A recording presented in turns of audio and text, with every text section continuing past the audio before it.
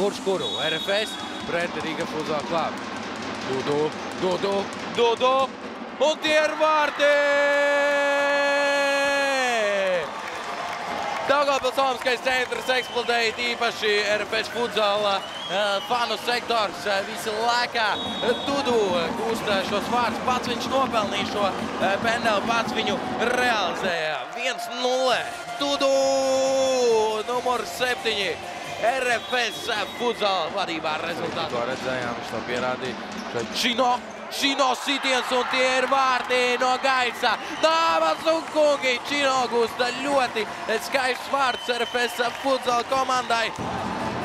Apsveižās visa Riga Futsal Club komanda, domā, ko nu tagad. Rezultāts 2-0. Čino gūst ļoti skaists vārds. Leo piespēlēt Čino no gaisa sit un tie ir vārti.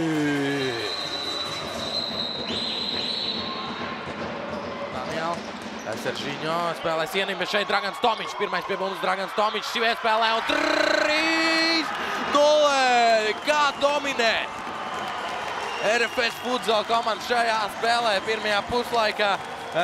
Dragans Tomičs ar kaut kādām vispār aizmugurējām acīm pamanīja to, ka turpat ir Čino.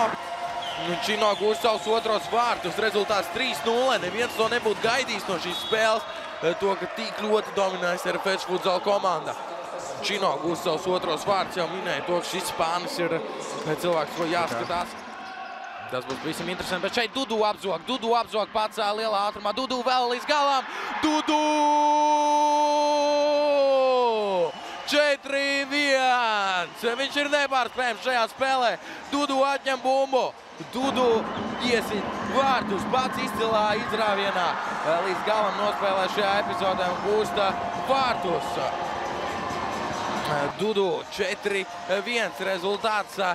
Ir pelnījis šo uzvaru, šo Latvijas kausu turēt rokās RFS Futsal komandā. Cik daudz labu momenti, cik daudz realizētu momentu un tiešām pārsvars milzīgs 4-1. Labi epizode un vēl viena vārtī 5-1.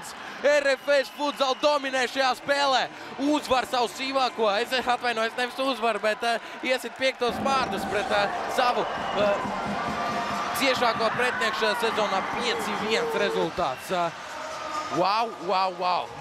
Pēc vakardienas treneris noteikti bija dusmīgs uz komandu par to, kā viņi nospēlēja, bet šajā dienā, es domāju, treneris ir priecīgs par visām savu vīru darbībām. Iegoram Kagliano savu galā, un vai būs vēl viena vārta? Vēl vieni vārti! 6-1 rezultāts! 6-1 rezultāts. Eksplodē Daugavpils Olimpiskais centrs tieši no RFS Futsal faniem. 6-1.